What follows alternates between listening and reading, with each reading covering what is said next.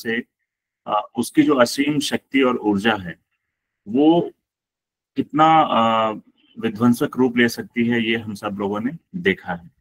तो इसी प्रकार जो हमारी चेतना है उसमें भी जो जीव कोश और बीज कोश के रूप में हमारे प्रत्येक सेल में, प्रत्येक मनुष्य के भीतर भी ऐसी अपार सामर्थ्य और शक्ति का भंडार छुपा हुआ है, अजस्र भंडार है वो। और लेकिन हम लोगों को इसके विषय में कुछ पता नहीं है।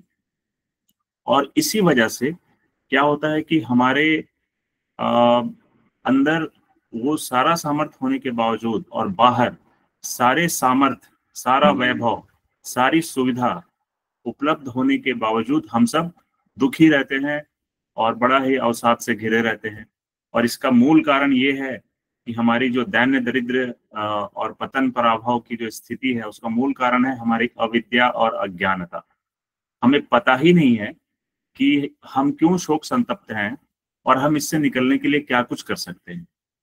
तो इस गुत्थी का निवारण ढूंढने पर गुरुदेव कहते हैं कि वो ऐसे निष्कर्ष पे पहुंचे कि जो ये बाहर जो ब्रह्मांड है और हमारे अंदर जो पिंड है, इसमें दोनों में बिल्कुल समानता है और दोनों की शक्ति बिल्कुल बराबर है। और उसके वितरण की जो प्रक्रिया है, उसके सदुपयोग की जो प्रक्रिया है, जिसे हम साधना कहते हैं, इसकी जानकारी हमें नहीं है। और इसी वजह से हम पग पग पर समस्याओं का सामना करते हैं, हमें पता नहीं है। तो गुरुदेव कहते हैं कि जो हमारी आत्मविस्मृति बनी हुई है, जिसके कारण हम लोग निम्नतर स्तर का जीवन जीते हुए भी और ईश्वर के राजकुमार होते हुए भी हम नंदन वन जैसे सुरम उद्यान में रहते हुए आनंद और उल्लास का जीवन नहीं जी पाते। तो इसका क्या उपाय है, इसको कैसे क्या किया जाए? तो गुरुदेव बताते हैं कि अपने अंदर छिपे महान तत्व को पहचान कर साधना द्वारा उसे जगाया और ऊंचा उठाया जाए। ऋषि, देवदूत और मानव, महामानव स्तर के जीवन स्तर तक पहुंचने के लिए अपना आत्म परिष्कार और व्यक्ति निर्माण की जीवन साधना को अपनाना होगा। और ये सब पाने के बाद ये जो विराट विलक्षण हमारे अंदर समाया हुआ है उसका हमें उद्भेदन करना होगा साधना के माध्यम से। और ये सब करके उन्होंने बताया कि हमारे ही भीतर वरुण, मरुत, मित्र, अग्नि आदि मस्तिष्क के ऐसे अलग अलग भाग हैं हमारे ही मस्तिष्क में, जिसमें ये समस्त विभूतियां चुपचाप बैठी हुई हैं, समस्त शक्तियां, रिद्धियां, सिद्धियां सब बैठी हुई हैं, लेकिन हम इन्हें जगा नहीं पा रहे हैं। और जब हम अपने मस्तिष्क की जब संरचना को देखते हैं ध्यान से, जब हमारे ऋषियों ने इसको देखा तो उन्होंने पाया कि ये सिर्फ एक मांस का पिंड नहीं है, वरन जीवंत विद्युत का पूरा भंडार है, अजस्र भंडार है। और उसमें जो हलचलें हो रही हैं वो किसी शक्तिशाली बिजली घर की तरह है। मतलब एक एक व्यक्ति इतना बड़ा पावर हाउस लेकर के बैठा हुआ है कि वो एक बड़े से बड़े शहर को भी अगर वो पूरी तरीके से एक्टिवेट कर ले अपने आप को, तो वो पूरे शहर को बिजली दे सकता है, इतना विद्युत उसके अंदर भरा हुआ है। जितनी हमारी आकाशगंगा में तारे हैं, करीब उतने ही, करीब 1 खरब न्यूरॉन्स, स्नायु कोश हमारे मस्तिष्क में है। और इन तंत्रिकाओं को आपस में जोड़ने वाले तंतु उनके इंसुलेशन खोपड़ी से खचाखच भरे हुए हैं हमारे अंदर ही। एक तंत्रिका कोशिका का व्यास 1 सेंटीमीटर के 1000वें भाग से भी कम है और उसका वजन 1 औंस के 60 अरबवें भाग से भी अधिक है। और तंत्रिका तंतुओं से होकर ये जो बिजली के इंपल्स दौड़ रहे हैं वही ज्ञानेंद्रियों के माध्यम से हमारे पूरे शरीर में आवश्यक सूचनाएं पहुंचाते हैं। और इन्हीं इंद्रियों द्वारा उपलब्ध सूचनाओं और विचारों की हलचल हर एक सोते जागते मस्तिष्क मतलब ये करती रहती है 24 घंटे। और वैज्ञानिकों ने कहा है कि हमारे मस्तिष्क का सिर्फ 17% भाग ही डॉक्टर और वैज्ञानिक अभी तक जान पाए, और 83% भाग बिल्कुल किसी के भी अध्ययन या उनके मतलब सारे ऑब्जर्वेशंस के बाहर है। और इस 17% में भी मात्र 7% विद्युत क्षमता का प्रयोग हम अपने दैनिक जीवन के कार्यों में करते हैं। और आइंस्टाइन जैसे लोगों को कहा गया कि वो सिर्फ 9% या 11% ही उनका मस्तिष्क जो है वो उनका इस्तेमाल वो कर पाए थे। तो काया की ये जो सूक्ष्म संरचना है, ऋषियों ने ऐसे विद्युत प्रवाह को मस्तिष्क में अवस्थित होने की कल्पना की थी जो मस्तिष्क के अनेकानेक महत्वपूर्ण केंद्रों और परतों को में वांछित केंद्रों में भेजकर उन्हें मतलब अगर हम जगा लेते हैं इसको साधना आदि के माध्यम से, तो हमारा सहस्त्रार जागृत हो जाएगा और हम जो है इस विपुल संपदा से भरे इस पूरे ब्रह्मांड में साधना से सिद्धि के पथ पर अग्रसर हो जाएंगे और हमारी असीम क्षमता, ये जो मानव मस्तिष्क है, इसके अंदर भरी जितने भी मणिमुक्तक है, उसको हम लोग उभार पाएंगे और इसका उपयोग समाज और ईश्वर की सृष्टि के लिए कर सकेंगे। तो ये 5 मिनट में मेरा प्रयास रहा इस चैप्टर को समझाने का। अब आगे दीदी शर्मिला दीदी। शर्मिला दीदी, आपका विषय आपको ज्ञात है क्योंकि आप बहुत संलग्न रहती हैं। आपका विषय विराट मन ही इस विश्व का नियामक है। धन्यवाद दीदी। आप अपने आप को अनम्यूट कर लीजिए, आप म्यूटेड हैं। सभी गुरु भाई बहनों को मेरा सादर प्रणाम और परम पूज्य गुरु जी और वंदनीय माता जी के सूक्ष्म उपस्थिति में आज हम अपने विषय को आगे बढ़ाते हैं। तो वस्तुतः जो हम जानते हैं, वस्तुतः ये जो ब्रह्मांड है वह एक विराट ऊर्जा का भंडार है और हम सब जितने भी जीवात्माएं, प्राणिक सृष्टि इस ब्रह्मांडीय ऊर्जा के ही अंश हैं। इस ब्रह्मांडीय विराट ऊर्जा अत्यंत दिव्य, तेजस्वी और विश्वव्यापी है और इसे ही हम परमात्मा के रूप में जानते हैं। और यही वो विराट मन है जो हमारे इस संसार के, विराट विश्व के, ब्रह्मांड के सृजक भी है और नियामक भी है। तो आज का जो विषय है तो इसी पर हम चर्चा में आज हैं। और हमारे जो हम जो सारे जो जीवात्माएं हैं, अन्य प्राणिक सृष्टि है, उसमें भी ये ऊर्जा परिलक्षित होती है और यही आत्मा भी है, इसे हम आत्मा के रूप में जानते हैं। और ये वो सीमाबद्ध मन है जो उसमें, इसके अंदर समस्त संभावना से ये भरा पूरा भी है और ये परमात्मा में देखा एवं पाया जाता है। तो हम ये जानते हैं कि ये आत्मा ही हमारे अंदर जो आत्मा विराज करती है वही परमात्मा का एक अंश है। और इसीलिए, और हम मनुष्य, हम तो, हमारे यहाँ अनेक प्राणिक सृष्टि है, लेकिन हम मनुष्य में ईश्वर ने एक बौद्धिक शक्ति दी है जिसके लिए हम और अन्य प्राणिक सृष्टियों से अलग है और इसीलिए हमें ईश्वर का राजकुमार भी कहा गया है। और अभी के समय में जीव विज्ञानवेत्ता प्रोफेसर फ्रैंक ब्राउन ने अपने अनेक शोधों पर से ये निष्कर्ष पर पहुंचे हैं कि ब्रह्मांड व्यापी ऊर्जा के समुद्र से सृष्टि के प्रत्येक प्राणी जीवन प्राप्त करता है। उस ऊर्जा के फैलाव से प्रत्येक प्राणी छोटे छोटे रिसीवर की तरह अपनी पात्रता की तरह ग्रहण करता है और उससे अपनी प्राण शक्ति का अभिवर्धन करता है। और इस प्रकार हर प्राणी अथवा पदार्थ अपना स्वतंत्र अस्तित्व रखता है और रखते हुए भी एक ही संयुक्त सत्ता का अंश होता है।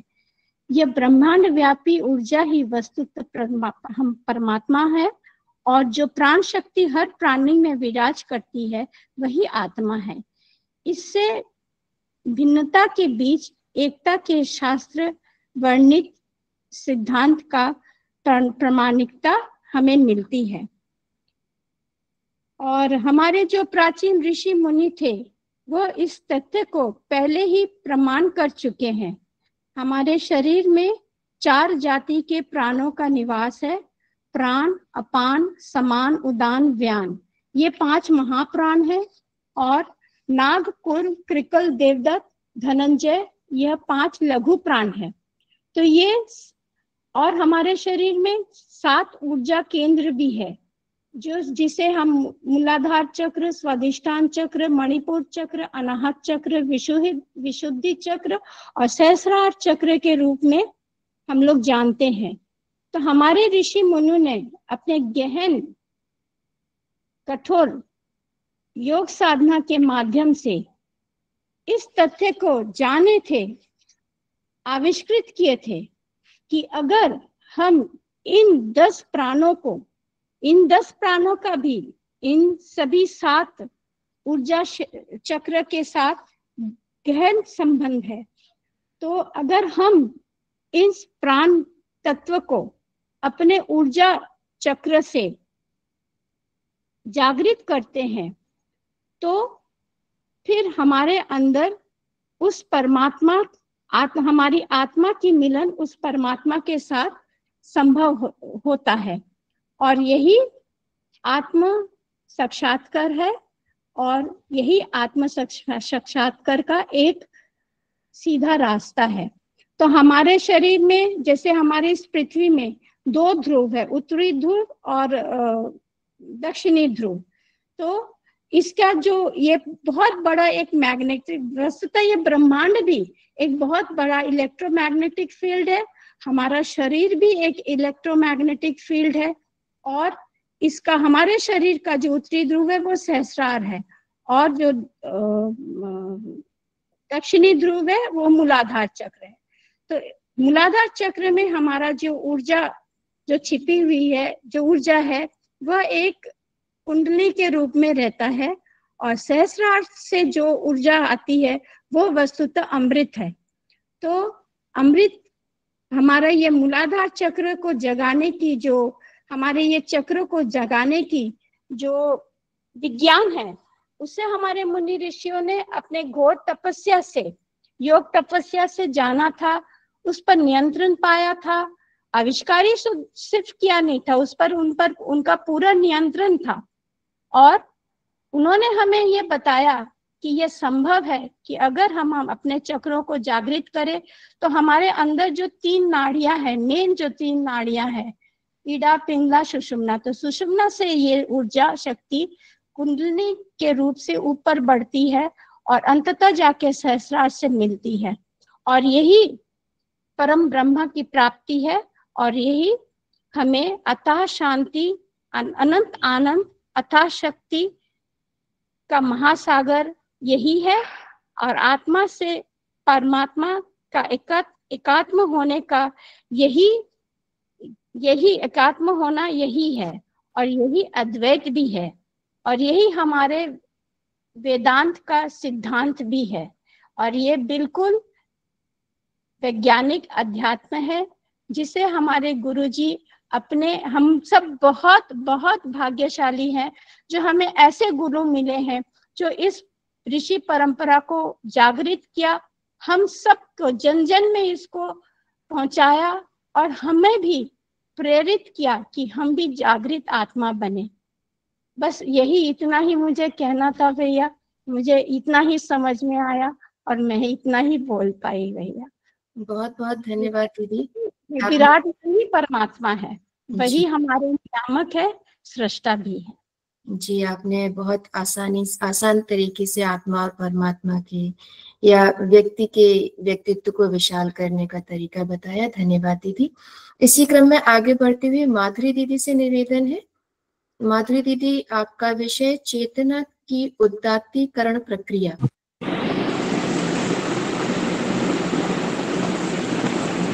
सभी ऋषि सत्ताओं।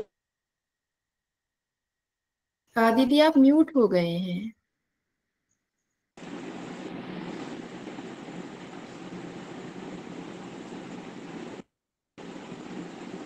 आवाज आ रही है दीदी? जी दीदी आ रही है, आ रही है। सभी ऋषि सत्ताओं को प्रणाम, सभी भाई बहनों को प्रणाम। चेतना की उदात्तीकरण प्रक्रिया। आदिम काल में मनुष्य बानरों और मानुषों की तरह रहता था और शारीरिक श्रम के आधार पर ही निर्वाह का साधन जुटाता था। अपना कार्य फिजिकल वर्क के आधार पर ही जीवन यापन करते थे। कुछ समय उसके पास धन संपत्ति के नाम पर मिट्टी के बर्तन और पत्थरों के उपकरण की सुविधा उपलब्ध थी। वे लोग लंबे पत्तों से काया को ढकते और ऋतु प्रभाव, सर्दी गर्मी से अपना बचाव करते। रहने की जगह पेड़ों के झुरमुट और पहाड़ों की गुफा और खंदक ही उनका सहारा था। यह स्थिति लंबे समय तक चली।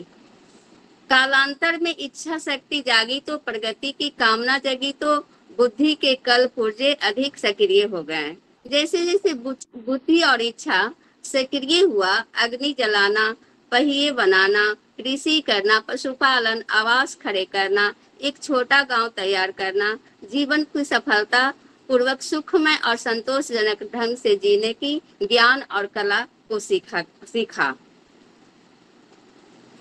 यह काम करने का तरीका मनुष्य विद्युत शक्ति का उपयोग कर प्रकाश व्यवस्था, घरेलू उपकरण जैसे पंखा, लाइट, फ्रिज, कुकर, दैनिक प्रयोजन, कल कारखाने इस प्रयोग कर रहे हैं। ब्रह्मांड का गूढ़ रहस्य भी खोज लिया। यह विज्ञान का चमत्कार है। विश्व में प्रगति नहीं होती तो यह किसी प्रकार संभव नहीं था।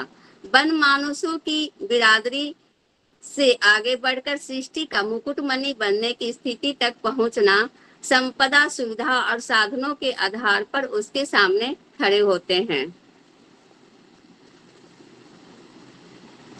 विज्ञान पदार्थों की अनुकूल की विद्या सिखाती है, इसके लिए गतिशील रहा गया। भौतिक का अनुदान सुविधा है और आत्मिकी का वरदान प्रतिभा है।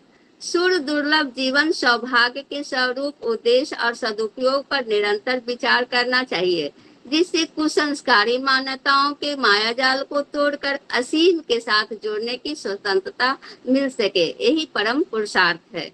जीवनचर्या और दृष्टि को बदलना पड़ता है। आत्मबोध की एकांत चिंतन साधना करनी पड़ती है। अपने आप को यू टर्न लेना पड़ता है। ईश्वर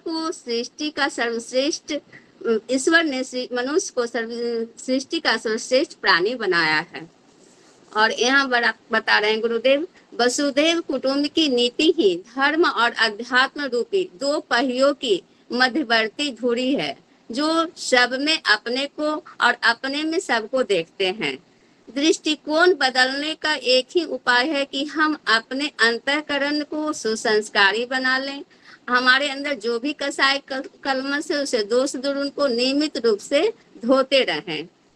इसी क्षुद्र से हम महान बना जा सकता है। ज्ञान के अभाव में भौतिक कष्ट होता है, लेकिन विज्ञान के अभाव में आध्यात्मिक कष्ट होता है। यथा ब्रह्मांडे तथा पिंडे, जो भी ब्रह्मांड में वह हमारे अंदर ये शरीर जो पिंड है इसके अंदर भी है।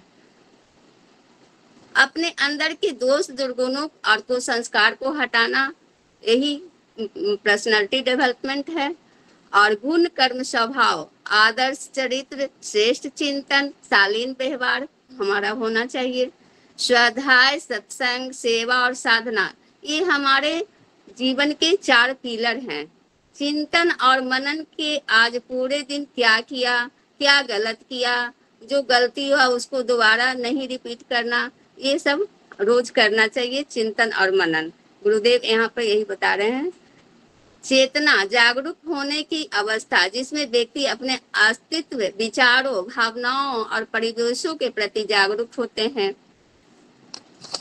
विल पावर, अगर विल पावर है हमारे पास तो मनुष्य अपने लक्ष्य की ओर बढ़ने और उसे प्राप्त करने के लिए प्रेरित रहता है। बुरी आदतों, अनुचित व्यवहार को हटाना, सत प्रवृत्तियों को धारण करना, ईश्वरीय अनुशासन को अपनाना, यही ईश्वर को जो बताए हैं अनुशासन, जो डिसिप्लिन को, उसको हम फॉलो करें और अपने जीवन को ऊंचा उठाएं। अपने भाव भंगिमा को सरल बनाना और अपने आओ लड़े स्वयं के भोगों से, वासना से, रोगों के राक्षसों से। हमारे अंदर जो भी हैं कसाय कलमश, उसको हटाना चाहिए। गुरुदेव यहाँ पे यही बता रहे हैं इस अध्याय में। और ईशावास उपनिषद से है कुछ श्लोक।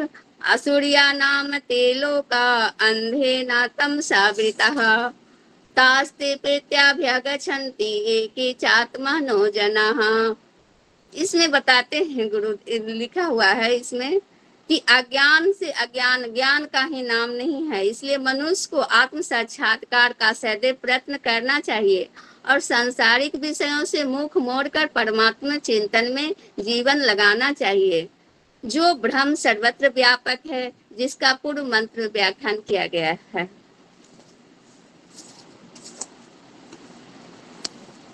निज की विनम्रता, संयमशीलता बनाए रखना, दूसरे को सम्मान प्रदान करते रहना, मधुरता का पुट लगाते रहना, प्रसन्नता सफलता व्यक्त करने वाली हल्की मुस्कुराहट चेहरे पर बनाए रहने पर व्यक्तित्व का स्तर प्रकट होता है। चरित्र निष्ठा के आवश्यक अंग समझदारी, ईमानदारी, जिम्मेदारी, बहादुरी के रूप में जाने जाते हैं। आत्मीयता का स्नेह संवेदनाओं से भरा पूरा उदार सेवी सहयोग, सम्मिश्रित सद्व्यवहार हर किसी से नहीं बन पड़ता। सजनता चरित्र निष्ठा का ही एक अंग है। अपना व्यक्तित्व ऐसा बनाए रहते हैं जिससे अंतर आत्मा प्रफुल्लता और प्रसन्नता अनुभव करे और संपर्क क्षेत्र में के लोग सराहना करते रहें। चिंतन बीज है, उसमें चरित्र और व्यवहार की खाद पानी लगाने से जीवन कल्प वृक्ष जैसा फलता है और चंदन जैसा महकता है।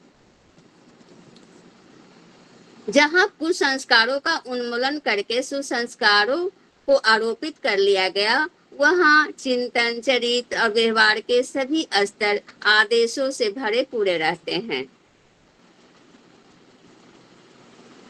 चेतना का उदात्तीकरण जीवन के अंतरंग और बहिरंग क्षेत्रों का परिशोधन परिष्कार करने की प्रक्रिया जारी रखने पर ही सहज संभव है। इसके लिए आत्मनिरीक्षण, आत्म सुधार, आत्मनिर्माण और आत्म विकास के 4 कदम उठाने पड़ते हैं। प्रबल इच्छा शक्ति के सामने कोई दुष्प्रवृत्ति टिक नहीं सकती है। यह परिशोधन हुआ। दुष्प्रवृत्तियों को हटाने पर जो खाली स्थान हुआ उसे रिक्त नहीं रहना देना चाहिए, उस पर सत प्रवृत्तियों का आरोपण करना चाहिए। जैसे कि हम खर पतवार को हटाते हैं तो वहां पे नए पौधे, अच्छे पौधे को ट्रांसप्लांट वहां पर लगाएं उसको। आत्म विकास का अर्थ है कि अपने स्वभाव का दोबारा बढ़ाना। जिस शरीर परिवार में अपनी ममता सजोए रखी है उसे सुविस्तृत करके आत्मवत सर्वभूतेषु वसुधैव कुटुम्बकम् की मान्यता अपनानी चाहिए। स्वार्थ को परमार्थ में विकसित करना चाहिए। विराट ब्रह्म का विशाल विश्व के रूप में दर्शन करना, लोक सेवा का व्रत लेना और सत प्रवृत्ति संवर्धन में जुट जाना। चिंतन और मनन की प्रक्रिया में अधिकाधिक समय लगाना चाहिए। चिंतन का प्रयोजन होना चाहिए परिशोधन और तथा मनन का उद्देश्य रहे भावी गतिविधियों को सत प्रवृत्तियों में सुनियोजित करने की उमंग भरी विचारना। जी प्रणाम भैया, सभी को प्रणाम। बहुत धन्यवाद दीदी, आपने बहुत अच्छे शब्दों में एक तरीके से चरित्र निर्माण और व्यक्तित्व निर्माण की बात हम सबको बताई। बहुत बहुत धन्यवाद। मनीषा दीदी अगर नहीं, मनीषा दीदी हैं, अगर जैसा तो कोई सवाल ही नहीं है। दीदी आपसे निवेदन है, आज इसी क्रम को आगे बढ़ाते हुए अपने विषय मन में निहित विकास की उच्चतर अवस्थाएं को गागर में भरने का प्रयास करें। मनीषा दीदी। सभी बहन भाइयों को प्रणाम। प्रणाम दीदी। जी भैया, परम पूज्य गुरुदेव परम वंदनीय माता जी की सुख उपस्थिति में मैं जो भी मुझे थोड़ा बहुत होगा बोलना चाहूंगी। जी भैया, तो आज का जो विषय है मन में निहित विकास की उच्चतर अवस्थाएं, तो उसमें परम पूज्य गुरुदेव बताते हैं कि मानव के विकास की जो समस्त संभावनाएं हैं, मानव जिस भी क्षेत्र में विकास कर सकता है, वो आध्यात्मिक क्षेत्र हो या भौतिक क्षेत्र हो, तो उसका जो उद्गम स्थल है वो उसका अपना मन है। भैया आवाज आ रही है? जी दीदी। जी दीदी स्पष्ट है। जी ठीक है भैया। तो मनुष्य का उसका अपना मन है। तो अध्यात्मवेता इसे ही बंधन, हमारे ऋषि मुनि मन को ही बंधन और मोक्ष का कारण बताते हैं कि मन से ही आदमी बंधन में और मोक्ष प्राप्त कर सकता है और बंधन में भी रह सकता है। मनोवैज्ञानिक भी इस तथ्य को स्वीकारने लगे हैं कि मन संस्थान की गहन खोज में निरत हैं। मनोवैज्ञानिक भी आज की डेट में इस तथ्य को स्वीकार करने लगे हैं और मन संस्थान की गहन खोज में लगे हुए हैं। उन्होंने इसे सचेतन, अचेतन और अति चेतन स्तरों में विभाजित किया है। तो जैसा कि हम इस पुस्तक में शुरू से ही हमारा जो अध्ययन चल रहा है वो चेतन, अचेतन, सुपर चेतन मन पर ही चल रहा है। तो हमारे मन को 3 कैटेगरी में रखा गया है, चेतन, अचेतन और सुपर चेतन। तो चेतन में जो आता है भैया, जो चेतन मन हमारा है वो जो हम स्थूल शरीर जो हमारा है और उससे जो हम रोजमर्रा के अपने काम करते हैं, जैसे जो भी हमारे काम है, चलना फिरना, खाना, उठना बैठना, अपने बच्चों का काम करना और जितने भी हमारे शारीरिक शरीर से होने वाले काम हैं उनको चेतन मन में रखा गया है, चेतन में। और जो अचेतन में है, अचेतन मन वह मन है जिसमें हमारे संस्कार होते हैं, आदतें होती हैं, सोच विचार होता है, ईर्षा द्वेष, स्वप्न देखते हैं हम, वो हमारा कंटिन्यू 24 घंटे हमारा चेतन मन काम करता रहता है। और जो स्वतः होने वाली हमारी शारीरिक क्रियाएं हैं, जैसे पलक झपकना, श्वास का आना जाना, जो हमें पता भी नहीं होता, तो वो सब हमारा अचेतन मन में होता है। और जो सुपर चेतन मन की बात है, ये भैया इन दोनों चेतनाओं से ऊपर की लेयर है, जो परमात्मा के अधिक नजदीक है। तो महर्षि अरविंद ने इसको 5 भागों में निरूपित किया है। पहला है उनका उच्च मन, दूसरा है प्रबुद्ध मन, और तीसरा है प्रज्ञा मानस, और चौथा है अधिमानस, और 5वां है अति मानस। लेकिन जो हम पढ़ रहे हैं और जो गुरुदेव ने हमें 3 भागों में मन को विभाजित किया है, उसी के आधार पर हम जो है हमारा स्वाध्याय चल रहा है। तो इसमें जब हम चेतन और सुपर चेतन मन, जो मन की हमारी मनोकोश में जो क्रिया योग गुरुदेव ने लिखे हैं, ध्यान, धारणा, त्राटक, जप, साधना, इनके माध्यम से जब हम चेतन और अचेतन मन के ऊपर वाली लेयर को क्रॉस कर जाते हैं और सुपर चेतन मन के नजदीक जाते हैं, तो वो उसका साफ साफ अनुभव होने लगता है। वैदिक ऋषियों ने इसी स्तर पर पहुंचकर सर्वम खलविदम ब्रह्म का अनुभव किया है। अर्थात जो कुछ भी संसार में दिखाई देता है, जो कुछ सारा पसारा है, वो सब ब्रह्म में है, ब्रह्म में है, ऐसा हमारे ऋषि मुनियों ने अनुभव किया है। अब जो है भैया, बुद्धि विवेक से ठीक ठाक निर्णय होते हैं, पर अंतराल तो समूचे व्यक्तित्व का अधिष्ठाता है। जो हमारा अंतर्मन है वो विवेक बुद्धि पर काम करता है और वो संपूर्ण व्यक्तित्व का अधिष्ठाता है। इसकी प्रस्कृत और विकसित स्थिति सामान्य मनुष्य को ऋषि देव मानव स्तर तक पहुंचाने में समर्थ होती है, ऐसा गुरुदेव लिख रहे हैं। और मन की इन 5 अवस्थाओं को प्राप्त करने के लिए हमें अपना शारीरिक, मानसिक और व्यवहारिक परिष्कार करने की जरूरत पड़ती है। तो और इसमें महर्षि अरविंद की सहयोगिनी श्री माँ के शब्दों में उनके लिए सरल तरीका क्या है? अपनी एकाग्रता को प्रगाढ़ बना लेना। काम छोटा हो या बड़ा, उसे समूची एकाग्रता यानी कि पूरे मनोयोग से किया जाए। यह बढ़ी हुई एकाग्रता पहले अचेतन की शक्तियों को प्रकट करती है, धीरे धीरे उसके अंतर्मुख होने पर अति चेतन की एक एक परत के रहस्य उजागर होते जाते हैं। तो जैसे जैसे हम इन साधनाओं को करते जाएंगे तो हम सुपर चेतन मन की तरफ बढ़ते जाएंगे और हमारे मन का परिष्कार होता चला जाएगा। तो इसके बाद भगवान ने हमें अपना सबसे श्रेष्ठ उत्तराधिकारी बनाकर भेजा है, हमें इस मानव जीवन को निम्न स्तर के कार्यों में ना गंवाकर हमारे ऋषियों द्वारा बताए गए रास्तों पर चलकर श्रेष्ठ बनाना चाहिए और देव मानव जैसा उच्च स्तरीय जीवन जीना चाहिए। तो ये भैया मैं इतना ही सार संक्षेप इसका कर पाऊंगी। बहुत धन्यवाद दीदी, बहुत अच्छा। किन्हीं कारणों से ओम नारायण भैया हमारे साथ नहीं है, लेकिन जब किसी योगी के विषय में बात करने का अवसर आता है तो अमन भैया से अच्छा कोई योगी नहीं। तो अमन भैया से निवेदन है, योगी अरविंद का अतिमानस और धरती पर स्वर्ग पर थोड़ा प्रकाश डालें ताकि हम सब समझ सकें। पहले तो सभी हमारे आज जो साधक हैं, ये पार्टिसिपेंट साधक हैं, इनको बहुत बहुत आभार। राजेश पांडे भैया और आदरणीय शर्मिला दीदी और आदरणीय माधुरी दीदी और आदरणीय मनीषा त्यागी जी दीदी, तो इन सब ने जो है जो ये रखा है, ये विषय को रखा है।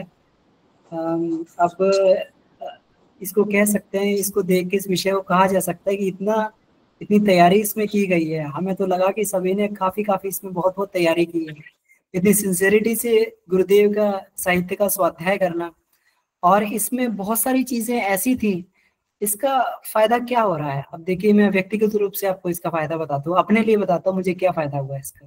जो हमारा ये सार संक्षेपण चल रहा था, बहुत बार हमारा जो मन होता है, हम भले ही कोई चीज पढ़ रहे हैं, तो कोई चीज पढ़ रहे हैं तो पढ़ते हुए क्या होता है कि पढ़ तो लेते हैं, लेकिन हमारा मन उस जगह नहीं होता, तो वो चीज हमसे छूट जाती है, और ये अक्सर होता है।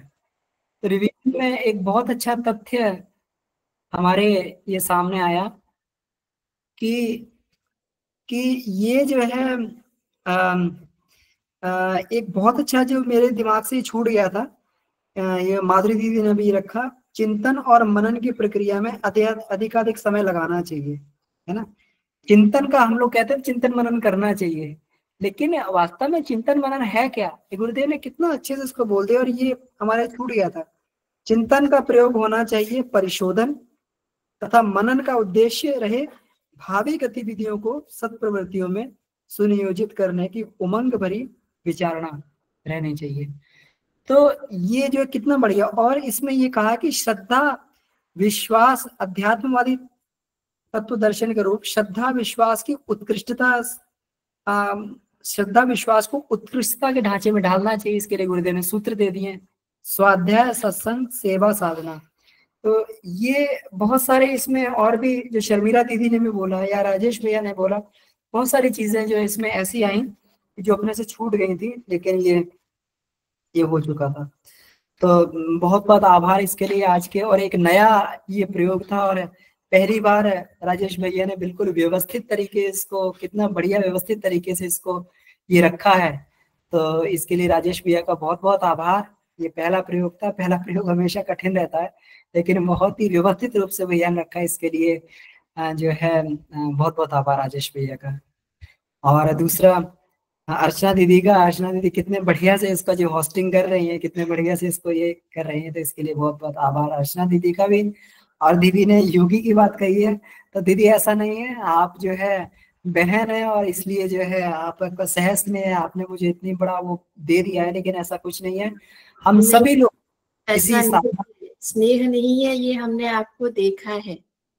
हाँ, तो कोई बात नहीं, तो ये बहनों भाइयों का प्रेम होता है, कहते रहते।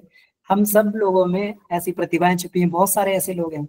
अब हम लोगों को तो मतलब ऐसा है कि बार बार बोलना पड़ता है, कोई नहीं बोल रहा तो कुछ ना कुछ बातें करते रहे। बहुत सारे ऐसे इसमें हमारे साधक जुड़े हुए हैं जो कभी नहीं बोलते हैं, लेकिन उनकी साधना का स्तर बहुत ऊंचा है और वो किसी के सामने भी नहीं आना चाहते। और वास्तव में योगी तो वही होते हैं जो किसी के सामने ना आए, कभी चुपचाप से पीछे से जो है पर्दे से काम करते रहे। तो ये बहुत सारा जो है इसमें हमारे ये बटो हम और सभी लोग उच्च स्तरीय योगी स्तर के हैं इसमें। मतलब अब इसमें इतने लोग हैं और नहीं भी हैं, तो सारे के सारे एक से एक योगी स्तर के हैं, सब लोग उच्च से। सब में एक यूनिक क्वालिटी, जो एक यूनिक क्वालिटी को लेके सब लोग यहाँ पर ये हैं, और हम सभी लोग इसमें बढ़ रहे हैं। तो इसमें जो ये वाला ये विषय है, एक्चुअली में कल मैं क्लास में नहीं था, तो इस विषय को मैंने बहुत ज्यादा, क्योंकि यात्रा में था, इस विषय को मैं बहुत ज्यादा देख भी नहीं पाया। लेकिन जो कल चर्चाएं हो रही थी, तो चर्चाओं में जो इस बात को सुना गया, तो ये तो बात पक्की है कि हमें बुद्धि से ऊपर जो ये कल चर्चा हुई थी, और ये बड़ी ही एक सामान्य इसमें जो है ये हम लोग सामान्य सी बात है, हमें लगती भी और बहुत महत्वपूर्ण बात भी है कि बुद्धि की पराकाष्ठा तक जाकर हमने विज्ञान के जो है जितने उसको संसाधन तक उसका उपयोग किया जा सकता था, हमने कर लिया। बुद्धि की पराकाष्ठा में अधिक से अधिक जो है इतनी शक्ति दे सकती है कि हम पृथ्वी का दोहन कर लें, हम इसका ये कर लें। जब तक बुद्धि में वो सत तत्व समाहित नहीं होता, जब तक बुद्धि प्रज्ञा बुद्धि नहीं बनती है, जब तक हमारा वो मानस जागृत नहीं होता, इसमें गुरुदेव ने एक बहुत बढ़िया बात ये कही है, इसी के साथ में जो है मैं बाद में आमंत्रित करूंगा और भी जो हमारे भाई बहन अपनी चर्चा करें। परिवर्तन के महान क्षण, उसमें बहुत सुंदर बात की, पतली सी पुस्तक हम सभी को पढ़नी चाहिए, सतयुग की वापसी, परिवर्तन के महान क्षण। उसमें गुरुदेव ने कहा है कि हो सकता है आज हमें सबसे अधिक जो शक्तियां दिखाई देती हैं वो अर्थ की शक्ति है, विज्ञान की शक्ति है, शस्त्र की शक्ति है, राजनीति की शक्ति है। हम देखें तो जो देश आज जो विकसित देश दिखाई देते हैं, बड़े बड़े देश दिखाई देते हैं, उनके पास क्या है? या तो उनके पास अर्थ की शक्ति है, अमेरिका जैसा डेवलप्ड कंट्री जो है उनके पास अर्थ की शक्ति है, उनकी जो उद्योग की शक्ति है। किसी के पास जो है जापान जैसा देश है या जर्मन जैसा देश है, उनकी विज्ञान, उनकी टेक्नोलॉजी की शक्ति है ना। किसी के पास उनकी राजनीति की शक्ति है। ऐसे करके जो है अलग अलग शक्तियां, और इसी पर जो है सभी देश एक दूसरे से ऊंचा होने का दावा करते हैं। लेकिन गुरुदेव ने कहा अगले दिनों एक नई शक्ति का उदय होने वाला है, एक नई शक्ति का उदय होने वाला है, और यही युग को बदलने वाली शक्ति है। इसी के आधार पर जो है युग को बदला जाएगा, और ये शक्ति संवेदना की शक्ति, संवेदना की शक्ति का उदय होगा। अगले दिनों व्यक्ति इतना संवेदनशील हो जाएगा कि उससे वो रह नहीं पाएगा, अपने पास जो संचित संसाधनों को रखकर रह नहीं पाएगा। वो एक कहेगा कि मेरे संसाधन जो है सारे समाज के लिए प्रयोग होने चाहिए। वो जो है किसी को कुछ जो है किसी के साथ कुछ गलत कर नहीं पाएगा, वो जो है किसी के साथ कोई दुर्व्यवहार नहीं कर पाएगा, वो जो है बिना अच्छे काम किए रह नहीं पाएगा। ये किस बल पर होगा? ये संवेदना की शक्ति के आधार पर होगा। गुरुदेव ने जिस युग निर्माण योजना की बात की थी कि युग निर्माण ये आने वाला है, तो ये यही संवेदना की शक्ति के बल पे ही आएगा। संवेदना का विस्तार होगा, संवेदना जगेगी, भाव संवेदना जगेगी। और किन लोगों के माध्यम से? हम लोग देख सकते हैं एक छोटी पुस्तक जिसे टॉम काका की कुटिया कहते हैं, ऐसी संवेदना उसने पैदा कर दी कि उसने जो है पूरे के पूरे जो है दास प्रथा का ये अंत कर दिया। मार्क्स की बात कहें, चाहे ये कहें रूसो की बात कहें, चाहे ये इनकी हैरी टेस्टो की बात कहें, तो ये जो दास प्रथा का, इस संवेदना जगने वाली बात थी कि दास प्रथा का अंत हो गया। ऐसे ही जब संवेदना जगेगी तो सारा का सारा आज जो ये चाहे कला की दिशा में लें, चाहे विज्ञान की दिशा में लें, चाहे हम जो है अर्थ की दिशा में लें, राजनीति की दिशा में लें, सारी की सारी शक्तियां जो आज मनुष्य के पतन में जो झोंकी जा रही हो, सारी की सारी शक्तियां मनुष्य को उत्कर्ष में उदय होंगी। और ये होगा संवेदना के विस्तार पर। और ये संवेदना कहाँ पे जगेगी? ये उसी हमारे सुपर चेतन मन में जगेगी, जिस सुपर चेतन का हम लोग ये हम लोग ये कर रहे हैं। तो जो जिस तथ्य को योगी अरविंद जी ने कहा है, योगी अरविंद का अति मानस और धरती पर स्वर्ग का अवतार, ये अति मानस सुपर चेतन ही है। इसी अति मानस में संवेदना पैदा होगी। और ये निश्चित मान लीजिए संवेदना ऐसे पैदा नहीं हो जाएगी।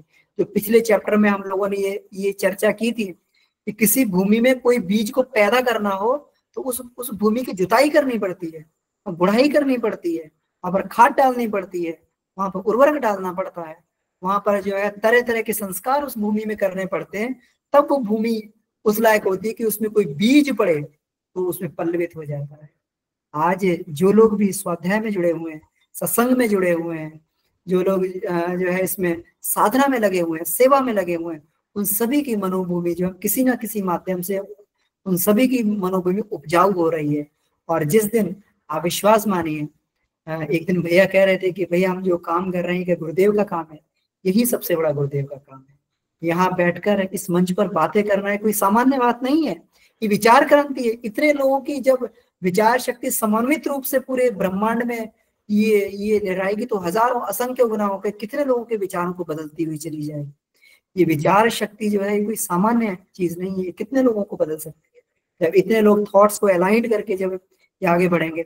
और गुरुदेव ने कहा है बाकी सब सेवाओं में, बाकी सब जितनी भी सेवाएं इस धरती पे हैं, उसमें सबसे बड़ी सेवा और सबसे बड़ी होनी चाहिए विचार परिष्कार की सेवा, विचार क्रांति की सेवा ही सबसे बड़ी सेवा है। और इसी में सबको लग जाना चाहिए, क्योंकि विचार बदलने से ही व्यक्ति का दृष्टिकोण बदलेगा। हम कितने भी कानून बना लें, कितने भी समाज की व्यवस्था बना लें, कितना भी कर लें, तो जब हम साधना, स्वाध्याय, सेवा के उपक्रम में जब हम लोग ये लगेंगे तो उसी उपक्रम से हमारी मनोबल मजबूत बनेगी। और जब संवेदना के बीज, गुरुदेव ने कहा था ना कि मैंने ब्रह्म बीज टपकाए हैं, जब संवेदना के बीज कबीरशियों द्वारा इस ब्रह्मांड से बसाए जाएंगे, तो जिनकी भी मनोभूमि पुष्पित पल्लवित होगी, उनके अंदर संवेदना का असीम विस्तार होगा, और वही जो है अग्रगणी कहे जाएंगे, वही गुरुदेव के 10,000 हीरे कहे जाएंगे। जो 10,000 हीरे गुरुदेव पहनना चाहते थे, वही 10,000 विवेकानंद कहे जाएंगे, कि जिस पूरी की पूरी धरती को, पूरी की पूरी सृष्टि को, पूरी की पूरी युग को बदलते हुए चले जाएंगे। यही परिकल्पना जो है इसमें महर्षि अरविंद ने कही है। तो बहुत बहुत आभार सभी का जी, धन्यवाद। बहुत बहुत धन्यवाद भैया। तो गुरुदेव के पंच प्यारों ने आज गागर में सागर भरने का काम किया। तो इस जो छोटे से गागर में बहुत कुछ आया। बाकी भाई बहनों से निवेदन है कि अपने अनुभव, अपनी कोई अनुभूति अगर प्रकट करना चाहें तो करें, वैसे चाहे नहीं, करनी चाहिए। अगर हम अपनी बात नहीं रख पा रहे हैं अपनों के बीच में, तो एक छोटा सा दर्द भी रह जाता है कि अरे हमने कहा नहीं, हम बहुत कुछ सुन सकते थे, कह सकते थे। राहुल भैया भी हैं, गीता दीदी भी हैं, शोभना दीदी भी हैं। तो आप सभी से निवेदन है कि अपने विचार, अपनी अनुभूति, अपनी अभिव्यक्ति का प्रकटीकरण करें।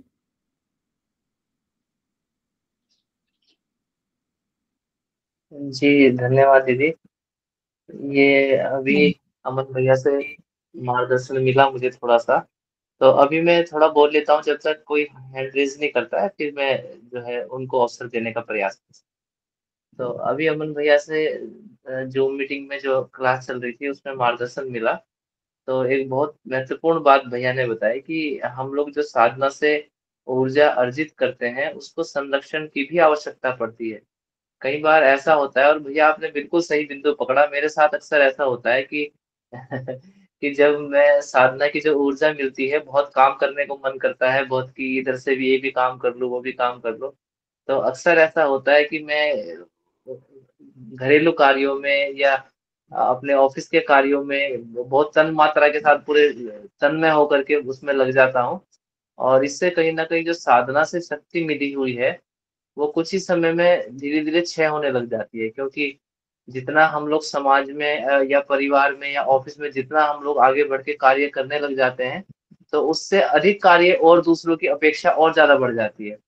तो ऐसा कई बार भैया मेरे साथ होता है, और आपने बिल्कुल सटीक बिंदु को पकड़कर मार्गदर्शन दिया, और मैं प्रयास करूंगा कि इस तरीके से मैं अपनी साधना को आगे बढ़ाता रहूं। तो और भी आप मार्गदर्शन कुछ इस पर अवश्य प्रदान करें, मैं ऐसी प्रार्थना आपसे। राहुल भैया, मैं आपके इस विषय पर एक छोटा सा बात बोलना चाहता हूँ। आपके इस अभी काउंटर क्वेश्चन फिर अभी अमन भैया से भी रहेगा, लेकिन ये जो बात आपने यही की, आपने जो साधना से जो ऊर्जा अर्जित की है और उसकी वजह से जो आपके काम में तन्मयता आती है, या आप असीम ऊर्जा के साथ उसको संपादित करने का प्रयास करते हैं, तो ये जो मन में निहित विकास की उच्चतर अवस्थाएं में श्री मान है, जो महर्षि अरविंद की जो संगिनी थी, उन्होंने लिखा है एक बात कि जो मन में निहित उच्चतर जो विकास की अवस्थाएं हैं उसको प्रकट करने के लिए अपनी एकाग्रता को प्रगाढ़ बना लेना चाहिए। काम छोटा हो या बड़ा, उसे समूची एकाग्रता के साथ किया जाए। यह बढ़ी हुई एकाग्रता पहले अचेतन की शक्तियों को प्रकट करती है और धीरे धीरे इसके अंतर्मुख होने पर अति चेतन की एक एक परत के रहस्य उजागर होते चले जाते हैं। तो अगर मान लीजिए कि हम कोई भी काम इतनी तन्मयता से कर रहे हैं, चाहे उसे हम साधना से एकत्रित ऊर्जा की वजह से कर रहे हों या वैसे ही कर रहे हों, कहीं ना कहीं वो भी एक साधना ही हो जाती है भैया। तो मुझे नहीं लगता कि उससे ऊर्जा का क्षय होगा। अब ये बात मैं अमन भैया से पूछना चाहूंगा कि भैया एक तो मुझे ये बताइए कि क्या करने से ऊर्जा संरक्षित रहेगी और क्या रहने से उसका अपव्यय हो जाएगा। क्या करें, कौन से ऐसे कार्य हैं, ऐसी श्रेणी में आते हैं जिसको करने से हमारी संरक्षित ऊर्जा का अपव्यय हो जाएगा।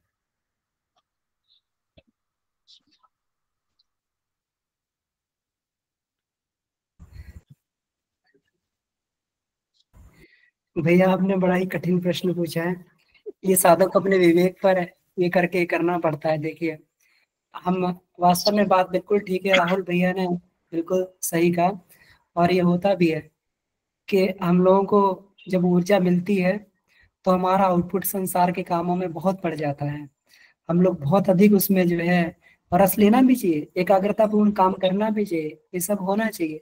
लेकिन कहीं ना कहीं हमें ये भी ध्यान रखना चाहिए कि हमारा जो आउटपुट है संसारिक कामों में आउटपुट, क्योंकि जो श्री माँ ने जो बात कही छोटे से छोटे कार्य को, तो अब उन्होंने छोटे से छोटे कार्य को यहाँ पे ये नहीं कहा कि छोटे से छोटे संसारिक कार्य को, है ना। तो कार्य जो ईश्वर के सारे कार्य हैं वो तो इस संसार में सारे कार्य ईश्वर के हैं, लेकिन हम लोगों की मनस्थिति प्रारंभ में उस स्तर की नहीं होती कि हर एक काम को ईश्वर का काम मान के करें। हम लोग कहीं ना कहीं जरूर हमारी जो है उसमें हमारे जब भी हम काम करते हैं तो कहीं ना कहीं स्वार्थ जुड़ जाते हैं, है ना। जैसे हमने मान लीजिए, अब इसका मतलब ये नहीं ऑफिस में पूरी तन्मयता से मेहनत से ना काम करें, लेकिन वहां पर भी हम लोग ये ध्यान रखें कि कम से कम उतनी ऊर्जा तो बचा लें कि हमारी साधना में भी कम से कम जो है कुछ ऊर्जा हमारी जो यहाँ पे लगेगी। भैया बिल्कुल सही कह रहे हैं। कभी कभी इस तरीके से होता है, बहुत सारे घरेलू काम जो है, बहुत सारे हम लोगों ने देखा, हमने कई बार देखा, बहुत सारे ऊर्जावान लोग हैं लेकिन वो बहुत सारे घर के कामों में ही और बहुत सारे जो इसमें संसार के कामों में ही बहुत सारी ऊर्जा का व्यय क्षय कर देते हैं। गुरुदेव ने ब्राह्मणोचित जीवन की व्यवस्था को बार बार क्यों कहा? गुरुदेव ने सामान्य स्तर से रहने के लिए क्यों कहा? गुरुदेव ने इसीलिए कहा कि संसार में हमारी ऊर्जा का व्यय कम से कम। ये साधक के अपने ऊपर है। हमें निश्चित मान लीजिए काम को हमें सही ढंग से करना चाहिए, अपने ऑफिस वर्क को भी अच्छे से करना चाहिए, लेकिन वहां पर यह भी ध्यान रखना चाहिए कि कम से कम जो उतनी ऊर्जा बचा ले कि अध्यात्म में ऐसा ना हो कि सुबह साधना करके गए और पूरा दिन भर पूरा जो है इतना हमने पूरा का पूरा, कभी कभी ऐसा ना जोश में होश भी खो देते हैं, तो इतना सारा काम कर डाला, इतना सारा काम कर डाला कि लौटते हम बिल्कुल छूछ बन गए, है ना। तो उसको भी हमें जो है, क्योंकि ये सामने संसार जो बड़े अच्छे प्रलोभन हमें दिखाई देते हैं। आप थोड़ा भी आउटपुट आएंगे, आप तुरंत आपको अप्रेजल मिल जाएगा, तुरंत आपको प्रमोशन मिल जाएगा, तुरंत आपको जो है वहां पर वो मिल जाएंगे, बहुत सारे सांसारिक उपलब्धियां तुरंत फटाफट मिलने लगती हैं हमें, है ना। वहां पर साधक को सचेत रहना पड़ता है कि हम सांसारिक उपलब्धियों को ये प्राप्त करने के लिए साधना नहीं कर रहे हैं। हमारी साधना की शक्ति हमारे अंदर के कुसंस्कारों को गलाने के लिए, हमारे अंदर की दुर्बलताओं को गलाने के लिए। ऐसा नहीं है कि मतलब जो है जितना हमें मनुष्य जीवन को यापन करने के लिए मनुष्य जीवन की आवश्यकताएं बहुत कम है, और गुरुदेव ने कहा 2 घंटा काम करके कोई अपना काम चला सकता है ना। गुरुदेव ने इसीलिए, गुरुदेव ने क्यों नहीं जो है, गुरुदेव चाहते तो अपना पूरे की पूरी खेती रख के जमींदारी करके भी ये काम कर सकते थे। गुरुदेव ने इतना जो है पूरा का पूरा ब्राह्मणोचित जीवन को क्यों किया? उनको मालूम था कि मेरी एक कण भी क्षमता, जब व्यक्ति उस स्तर पे पहुंच जाता है तो कहता है मेरी एक कण भी क्षमता जो है एक्स्ट्रा संसार में नहीं जानी चाहिए, उतना ही संसार में रहे जितने से मेरे शरीर का धर्म नहीं हो जाए, बाकी पूरी की पूरी क्षमताएं जो है उसमें झोंक दें हम अपनी जो आत्मिक प्रगति में, इस जो है संसार के भले के लिए। जी भैया। तो भैया ऐसे कह सकते हैं कि हमें 2 DPR बनाने चाहिए। एक DPR 9 to 5 चलेगा, ये काम अलॉट हुआ, ये काम हमने कर दिया। दूसरा DPR बिफोर 9 और आफ्टर 5 होना चाहिए। बिल्कुल दीदी। और अगर हम वो बना के चलेंगे तो टाइम भी मिलेगा और हम मानसिक रूप से भी बैलेंस्ड रहेंगे। रहने चाहिए। गुरुदेव ने जो सुबह आत्मबोध की साधना अपना शेड्यूल बनाने के लिए गुरुदेव ने कहा, इसीलिए कहा कि हम कम से कम अब जब हम इस स्तर पे आ गए चर्चा करते करते, तो हमें अपने टाइम का नहीं, पैसे का नहीं, प्राण शक्ति का भी हमें अपनी वो डिवीजन करना है कि इतनी प्राण शक्ति हम यहाँ पे लगाएंगे, इतनी प्राण शक्ति है यहाँ लगाएंगे, इतनी प्राण शक्ति यहाँ लगाएंगे। तो ऐसे करके जो है हमें किसी की नजरों में बहुत अच्छा बनने के लिए नहीं काम करना चाहिए। अब कर्तव्य के उसमें करना चाहिए। आज के लिए मेरा इतना कर्तव्य था, मैंने पूरा कर दिया। अब जो शक्ति बची हुई है उसको मैं अपने आत्मिक उत्कर्ष में लगाऊंगा, है ना। तो हम जो है चाहे 50-50 मान के चले, अभी हम 50-50 करें, फिर धीरे धीरे संसार में घटा के और जो अध्यात्म में बढ़ाते जाए। हमें इस तरीके से ही करके चलना पड़ेगा, नहीं तो इतनी परेशानियां आगे चल के, परेशानी नहीं कहूंगा, इतनी विघ्न व्याधाएं, इतने प्रलोभन आते हैं, उसका जो है उससे संघर्ष करने के लिए हमारी शक्तियां कमजोर पड़ जाएंगी। बिल्कुल। तो वही जो हम लोग कई बार कह रहे थे ना, समय नहीं मिला ये करने का, तो कहीं ना कहीं हमारा वो प्रोग्रेस रिपोर्ट इधर से उधर, मतलब हमारी बैलेंस शीट गड़बड़ा जाती है। तो सुबह से जो तैयारी करके चलते हैं वही शाम तक चलती है। यहाँ पे भैया जो एक बार आपको याद हो कहा कि जैसे सुबह उठने की आदत और बहुत कुछ, हमारी मम्मी 4 बजे उठने वालों में से हमेशा रही। तो वो हम लोग को पाठ पढ़ाया करती थी बचपन में कि बेटा रात में खुद से सो के उठना, कहना मतलब अपने नाम लेके कहना कि सुबह इतने बजे उठ जाना है या उठा देना है। शायद वही एक व्यवस्था हम अपने आप को बता के चले कि इतना काम हमको अपने शरीर से लेना है, जहां दिमाग नहीं लगाना। जो ऑफिस है, अक्सर कर हम अपने साथियों से कहते जो बहुत भावनात्मक हो कि नहीं मैडम ये तो विश्वविद्यालय गिर जाएगा। मैंने कहा सुनिए, आपके संभालने से नहीं संभलेगा, आपके हट जाने से भी नहीं गिरेगा। आपको असाइन हुआ है, काम करिए, निकलिए यहाँ से। और आपके न रहने से कोई आपके पीछे नहीं आएगा आपको लेने कि नहीं आप चले गए, ये विश्वविद्यालय गिर गया या ये विश्व गिर गया।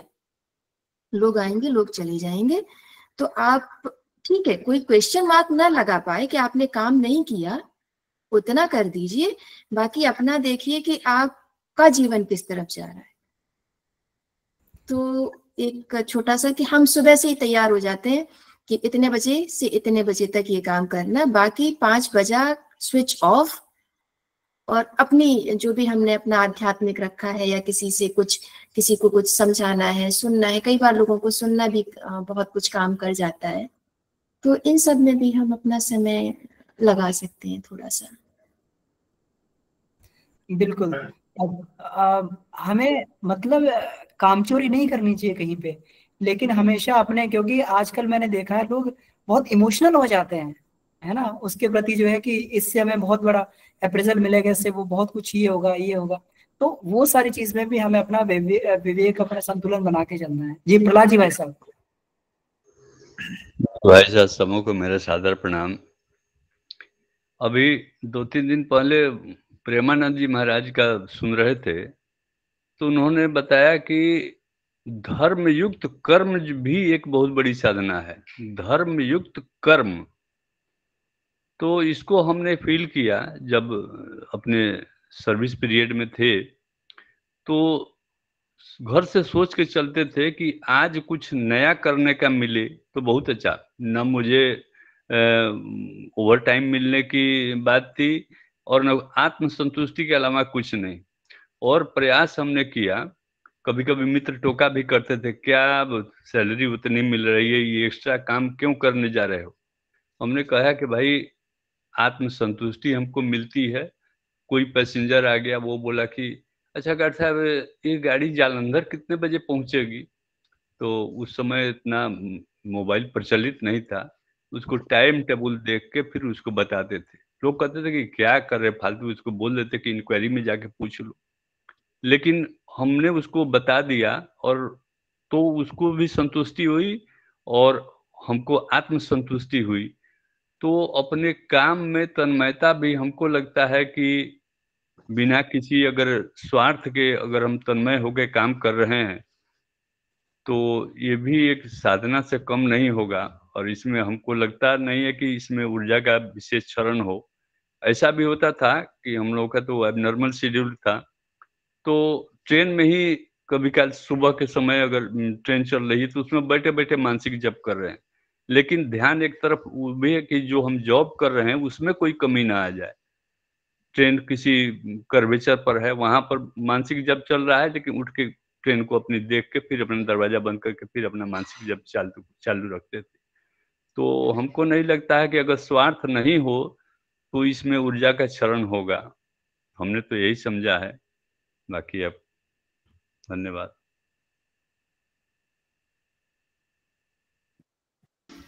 जी भाई साहब, आपका अनुभव बहुत बढ़िया है, लेकिन समय और परिस्थितियां इतनी तेजी से बदल गई हैं कि अब परिप्रेक्ष्य इतना, अभी आज ही मैं एक बच्चे से मिल के आया, अभी उसका 3-4-5 साल हुए जॉब करते हुए उसे।